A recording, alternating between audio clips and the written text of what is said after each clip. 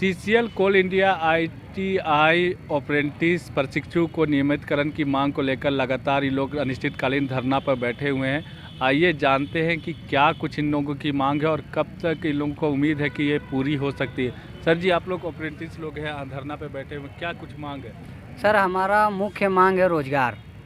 हम लोग कंपनी में 1 साल पहले ट्रेनिंग करके अभी 1 साल हो गया बेरोज़गार बैठे हुए हैं। हम लोगों को कंपनी किसी प्रकार का रोज़गार मुहैया नहीं करवा रहा है। कंपनी अपना काम निजी आउटसोर्सिंग से निकाल रही है। यहाँ तक बड़े बड़े कंपनियों को ठेका का माध्यम से अन्य लोगों को रोज़गार दे रही है। तो क्या हम लोगों को ही उस जगह पे संविदा के रूप पे रोज़गार नहीं दिया जा सकता है? हम लोग बार बार इस बात को सीएमडी साहब, चेयरमैन साहब और कोल मंत्री साहब तक पहुंचा रहे हैं, पर उन लोगों का अभी तक कोई जवाब नहीं आ रहा है। तो हम लोग का यही मांग है कि हम लोग को जल्द से जल्द रोज़गार से जोड़ा जाए, ताकि हम लोग भी रोज़गार से जुड़कर अपना जो भी काम हो कंपनी का भलाई के हित में दे सकें। अभी लगातार वार्ता हो रही है, सुने हैं आप लोग, जैसे वार्ता की बात हो रही है, तो क्या कुछ उम्मीद है, वार्ता हुई है? देखिए, अभी आज कल से हम लोग अनिश्चितकालीन धरना प्रदर्शन पर बैठे हुए हैं यहाँ कोल इंडिया के खिलाफ में, सीसीएल के खिलाफ में। और कल इनका सिक्योरिटी आया था और आज कोई मिलने के लिए नहीं आया।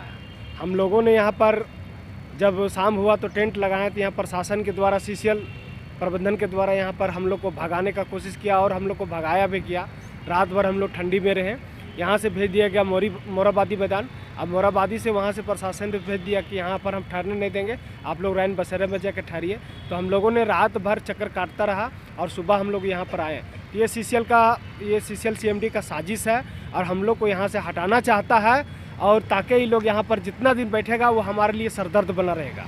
तो हम लोग ट्रेनिंग किए हैं 1 साल का, और 1 साल ट्रेनिंग करने के बाद हम लोग को 2 साल हो गया। 2019 से ये प्रोटेस्ट चालू है, संघर्ष चालू है, लेकिन अभी तक ये बहरी मैनेजमेंट सीसीएल कुछ भी हम लोग को बात को नहीं सुनी है। और हम लोगों ने यहाँ 6 दिवसीय धरना प्रदर्शन पहले कर चुके हैं, 2 दिवसीय कर चुके हैं, और कलकत्ता में मुख्यालय के पास 2 दिवसीय धरना प्रदर्शन भी कर चुके हैं, बल्कि और कोल डिस्पैच भी कठारा एरिया में हम लोग कर चुके हैं। तो ये बहरी मैनेजमेंट है, हम लोग अप्रेंटिसों को छला है, धोखा दिया है, और यह किसी भी प्रकार का रोज़गार मुहैया नहीं करा रहा। हम लोग नियमितकरण का मांग है, लेकिन हम लोग फिलहाल कहते हैं कि हम लोग को रोज़गार दिया जाए, संविदा पर रखा जाए, ताकि हमारा जीवन गुजर बसर चल सके, हमारा घर परिवार भी चल सके। इसलिए हम लोग प्रबंधन से कहना है कि तत्काल हम लोग को रोज़गार दिया जाए, चाहे जिस माध्यम से हो, अपने स्तर एक शेड्यूल बनाकर दे या तो फिर संविदा पर रखे।